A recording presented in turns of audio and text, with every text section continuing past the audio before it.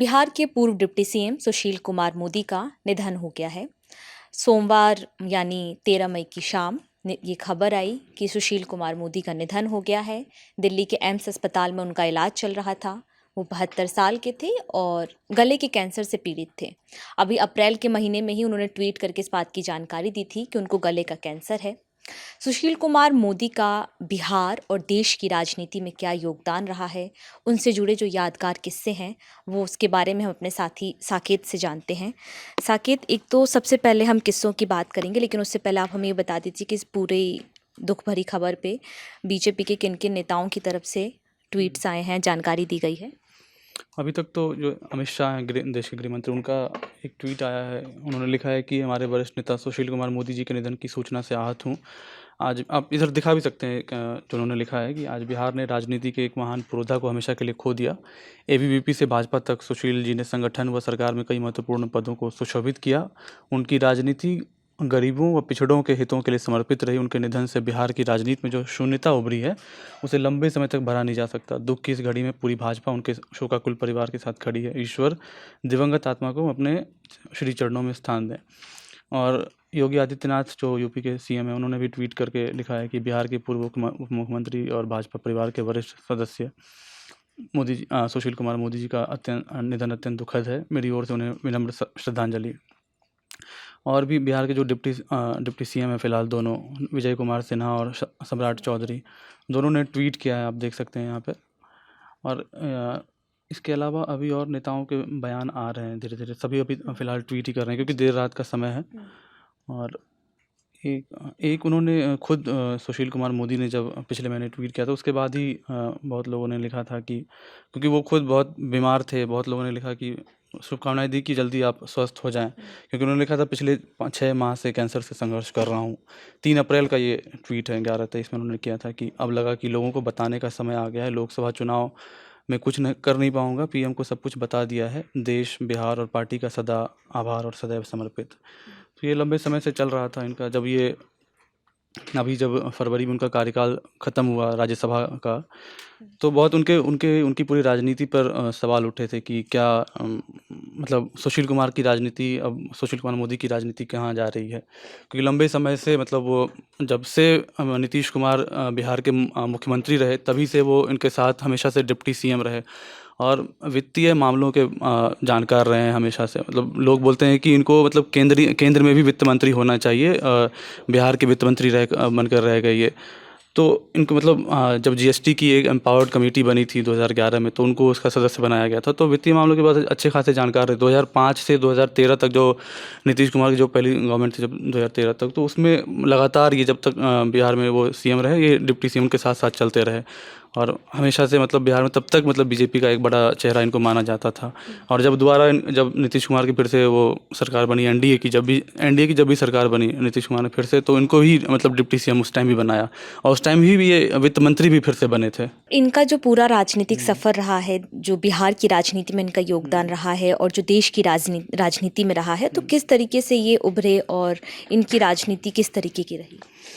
तो ये जो आप देखिए कि बिहार में अभी जो नेता हैं, सुशील मोदी हो गए, अभी जो उनका निधन हो गया, लालू यादव, नीतीश कुमार, ये लोग सब मतलब जेपी का जो आंदोलन हुआ था 70 के दशक में, तो उसी दौर के ये लोग नेता हैं। छात्र राजनीति से सबकी शुरुआत हुई थी, भले अलग अलग गुटों में रहे ये लोग, लेकिन सबकी शुरुआत इसी तरीके से हुई। सुशील मोदी भी जैसे इन्होंने, अब ये इनका आरएसएस बैकग्राउंड रहा, एबीवीपी में बहुत सारे पदों पर रहे शुरू से। मतलब ये भी एक चेहरा माना जाता है कि बीजेपी में एक उदार चेहरा बिहार में था हमेशा से।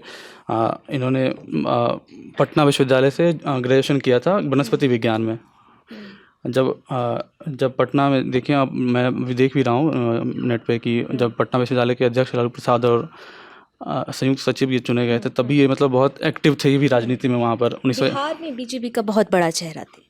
हाँ, आप कह सकते हैं, मतलब आज से नहीं, मतलब जब 1980 उनसे आप बता सकते हैं कि ये मतलब उनका उभार हो चुका था।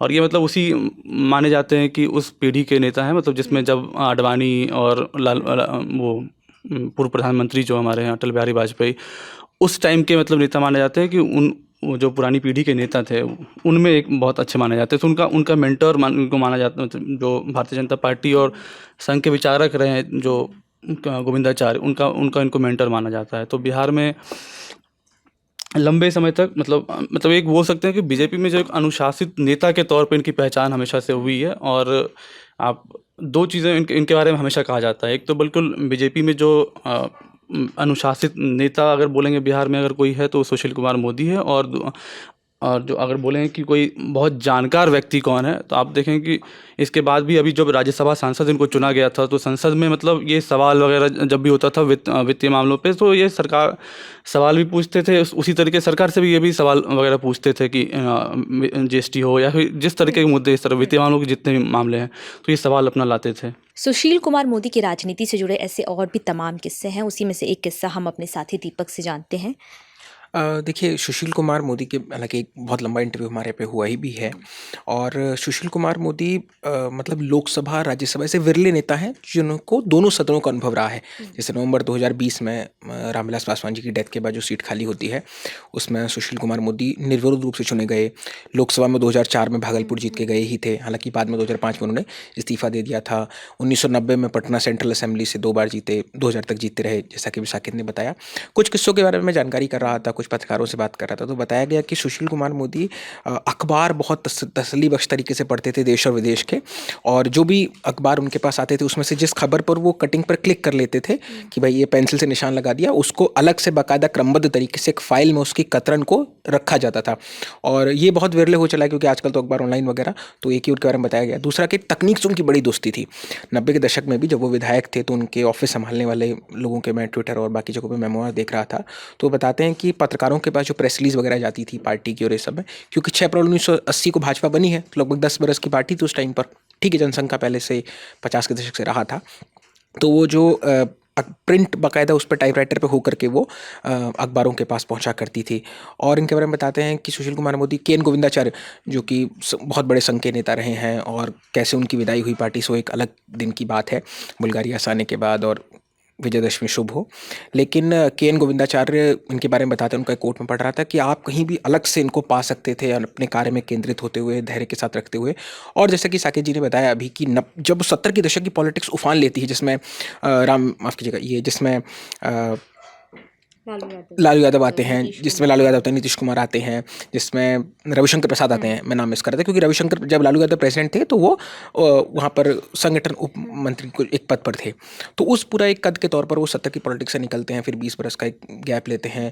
और 2 चीज़ें मैं देख रहा था कि जो मीसा एक्ट था, maintenance of internal security act, जो इमरजेंसी के टाइम पर जो भी राजनीतिक प्रतिनिधि थे उनको जेल में बंद करने में इस्तेमाल किया जाता था, उसके खिलाफ याचिका इन्होंने ही दायर करी थी। जो सेक्शन 9 था वो स्ट्रक डाउन हुआ था इन्हीं की याचिका के आधार पर। और लालू यादव के विरुद्ध एक तरफ चुनावी राजनीति में उनको नीतीश कुमार ने हराया, तो जो लीगल बैटल थे पूरे के पूरे, वो सुशील कुमार मोदी ने लड़े थे। जी, सुशील कुमार मोदी से जुड़े कुछ किस्से थे जो हमने आपको सुनाए। और आज ये खबर आई 13 मई को कि उनका निधन हो गया है। आप देख रहे थे लल्लन टॉप।